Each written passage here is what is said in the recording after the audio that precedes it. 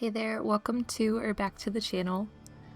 This video is a little different than what we have been doing, especially at Sanctuary, because this is part of a build challenge. The challenge was created by Cappy. I highly recommend checking their channel out. The rules are pretty simple. You can only use 10 different workshop items, and you have to use a set list of 5. I'll explain more as we go along. There's a playlist over on Cappy's channel that has a lot of people's builds that have participated so far. You should totally check it out if you need some inspiration. Since Red Rocket is my next project in my build series that I'm going to tackle, I decided to do this build here. I ended up building in this little back lot here, right next to this truck. I've never paid much mind to it, but it was a nice flat level piece of land, and I like the idea of building off the truck a little bit too. For my 10 items, I'm going to go ahead and put on screen the 5 required items as well as an item count so I can show you the 10 that I decided on. For the bed, I used one from the mod CVC Dead Wasteland. They have some great furniture items on this mod, especially like the beds and chairs. I really liked this one. My eventual plan for the Red Rocket settlement is to make it like a scrapyard, so this was a really good scrappy fit. For the seat, there are so many options that I got overwhelmed, so I ended up just going with a simple folding chair. You can't beat it. For the light source, I actually ended up going with a campfire, specifically one from the mod CVC. There's a lot of cool different lighting options here. I had a decent idea for where to put said campfire, so I definitely wanted to include it. I figured I might as well utilize it for the lighting. For storage, I almost ran into the way too many option problem again, so I ended up just picking a simple metal box container. I wanted some different metal textures thrown in, and this can work as like a table and other options as well, so it was a good fit. And lastly, for the turret, I feel like myself and many other creators who did this challenge ended up going with one of these first two, simply because they don't need to be powered and a generator is one more item, so it just makes sense. Now that we have the 5 required items out of the way, we can get into the ones that I got to choose. Most of these were kind of structure based. For the walls, I used some vanilla shacks from CVC. I really liked this first one because of the wire netting that was on the inside, so I picked that one for a longer piece, and then for a half wall I just found one that kind of matched it. My favorite thing about these pieces were they were different on either side, so it allowed for some variety when I kind of had only them to work with. For a floor or foundation, I picked this one out that had the little shack supports on it. The cool part of this challenge is you can actually use as many of these locked 10 items as you need. So I tried to pick options that I could use multiple of, yet still make different. For stairs, which I knew I would probably need, I went with these simple little ones just because I thought of all the things they could also be used for other than just stairs. For the last item, I wanted to include some sort of little farm area or garden. So instead of opting for like the in-game usable plants, I used these ones from CVC instead. Sure, they're not functional, but the problem with the in-game crops is I can't use place anywhere with them, and they have crazy collision. With these, I can kind of stack and put as many as I want, so it's going to be helpful and just aesthetically look better. From here on out, in workshop mode, these are the only 10 items that I can use to build with. It sounds like a super daunting challenge at first, but luckily you still get to use as much like dropped item clutter as you want, so this build really came to life at the end after I had kind of made the structure with these locked items in workshop mode. For this first floor piece here, since I knew I wanted to build off the truck a little bit, I just centered this piece with the truck here in front of it, and then just raised it up high enough so that no grass was poking through. I then took another one of those same floor pieces and placed it right on top. Fortunately with this, it gives us not only a roof, which is one less item we'd have to use, but it also gives us kind of a framework wall setup that looks really cool. There's a lot you can do with this trick, with even specifically this foundation, even in vanilla without mods, so it's a really useful item. I like the idea of filling in the walls, but you don't even necessarily have to. You could use it for like a porch or gazebo or something. While I'm using this piece, I'm going to go ahead and put one more of these on the back of this truck. I had a really good idea the moment I saw this kind of back axle of this truck that I knew I wanted to include. So I added one more floor piece here just to make a little like porch area this way. Next I added some walls. I first used these to fill in the sides of this little shack here. I kind of just nestled them right underneath the supports from that floor piece. And as I mentioned earlier, either sides of these walls are a little different, so I did just kind of reverse and flip-flop them around to just kind of bring some variety in, since these were the only wall pieces I could use. I also noticed here that there was a little bit of a gap between where I wanted the roof and this wall to be. So to fix that, I just grabbed that flooring piece and shoved it down just a tad just to meet that wall height there. Here's how it looked with all of the walls added. A little boxy for now, but we are good to move on.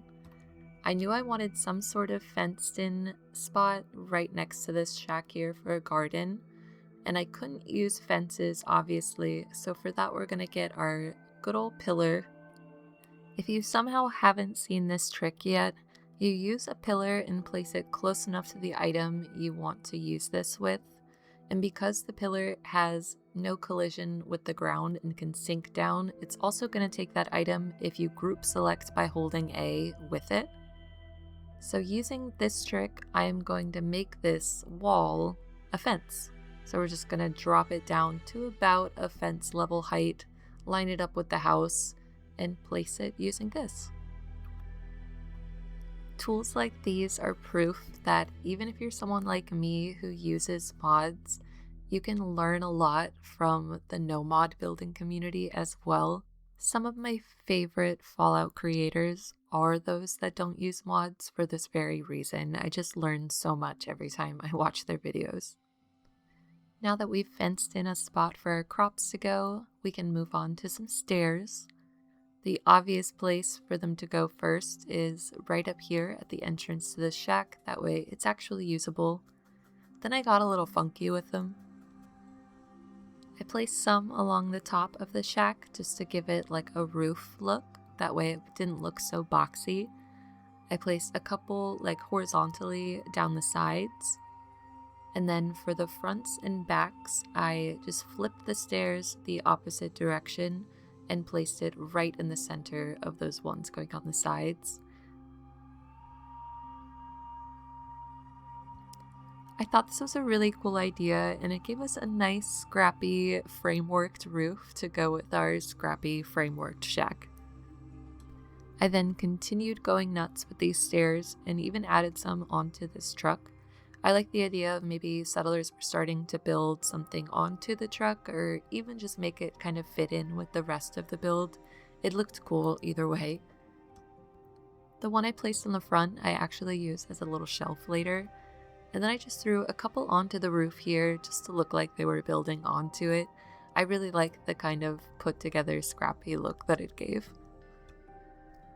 Lastly, we're going to draw our attention to this little porch area on the back of the truck here. I threw a couple stairs onto the front of it, that way you could walk up onto it. And then I wanted some railings, but again, I have no more items to use for railings or fences. So we're going to return to the wall fence idea and just kind of set them at a nice like railing height along a couple of the sides here. Knowing I was going to be using some walls as fencing and railings is the reason I picked this one with like the wire framing on the inside, because it is very fence-like. While I was at it with these railings, I actually decided to extend this kind of fence on this side of the shack by a little. It added a little bit of layering behind the shack here and even closed off the build area as a whole. I just did one more full wall and one more half wall just to kind of close off this area of the build, and I think it works perfect. And with that, pretty much the main structure is done of the build. We can now go back to those 5 required items and find a home or homes for them. Starting off with the bed, I just included it in the back corner of this shack here. Next, we'll add our wild corn crops into this little fenced-in area here, like a garden. I'll go ahead and add a bunch more of those later. If you haven't guessed where the campfire is going yet, it's actually going right in that axle of that truck. It makes the perfect fire pit, and I'm definitely going to use this idea again in future builds too. For storage, I threw one of these metal boxes inside the shack here, and I did end up adding another one eventually over by the fire pit. The perfect spot for this turret is right here on the hood of this truck. It was while putting this one up though that I decided to go with the other one. There was something about the tripod base and the height of this one that just made it fit better in this setting. I don't know why, it sounds crazy, but it looked cooler. Lastly, for the seating, I put a couple of those folding chairs by the fire over here, and that was pretty much everything. I just had to add some more corn crops. I added that other metal box storage I was talking about over on this patio, and I think it looks really cool. And now is for the fun part. We get to clutter this thing up. Any like dropped item or junk clutter is allowed. For the most part, this process was kind of boring. I was pretty much just dropping junk, setting it somewhere, and then making it static using Place Anywhere. But for some things, I got a little more creative with the Place Anywhere menu. It has a function that lets you kind of like size and scale objects to different sizes. And I use this a lot in most of my builds, just kind of have items take up more space or look cooler or different. Just like these wood scraps that I threw by the fire, I sized those up so they would look like ready to use firewood to throw into the pile. I got fortunate with the settlement location too, because there were a lot of things here, like these kind of wood boxes, traffic cones, and stuff like that without mods you wouldn't even be able to place. So these were cool to include to give me kind of more storage and kind of fill in some spaces. I also utilized tires a bunch because the settlement was full of them. One cool idea I had was I put them underneath the corn plants to look like they were either planted in or like growing out of them. I really wanted a rug to put in the shack, but obviously I have no more workshop items I can include, so that's where this handy dandy book comes along. I know what you're thinking, that is a book, not a rug, but if you actually size up the crap out of said book, find a spot you want to put it, and then just use Place Anywhere to sink it down into the floor, and there you have it, a rug. I think this is a really cool idea to come out of this challenge. It's possibly been done before, but it is now in my rotation. Speaking of fun ideas to come from this challenge, I came back to our friend the tire and actually made a little side table using a couple of them stacked up and a sized up plate. This came out super cool, and my eventual idea for Red Rocket as a settlement is like a scrapyard. So some of these like junky put together furniture items are perfect for said theme. Next, I'm going to throw in some bookshelves. Do you get it? They're books, and I'm turning them into shelves. Stupid pun aside, similar idea here. I placed them against the wall, moved them up to the wall, sized them up a tad, and then just threw some junk on them like they were shelves. And there you have it, a book shelf. The only other really thing to note, because most everything else was just like dropped basic clutter, is this canopy here. It is actually a burnt magazine. I've been using these sized up as blankets for a little bit recently, so I thought why not use it for like a canopy or awning, and I love how it came out. I think that's everything I wanted to mention, so without further ado, let's check out the completed final tour.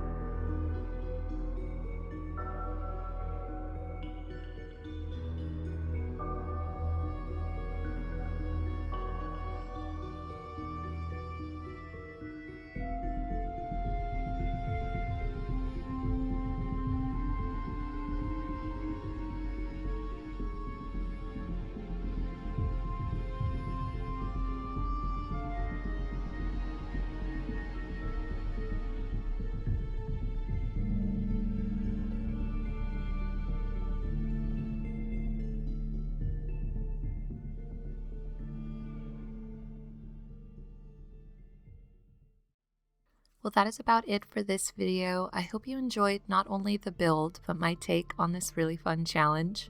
You should definitely go check out Cappy Chappy's channel and subscribe. Links to that channel, the challenge rules, and the playlists with some of the builds of this challenge so far will be linked in the description if you need them. Realistically, other than like my landscape mods I have on, the only two mods I used for this build were the mods Place Anywhere and CVC Dead Wasteland. I will throw those and said landscape mods in the description as well if you're looking for them. If you have any questions or feedback, as always, I'd love to hear from you in the comments. As for videos to come, I am still hard at work at Sanctuary, so keep an eye on updates for that. I'm hoping to have that settlement done in the next couple weeks.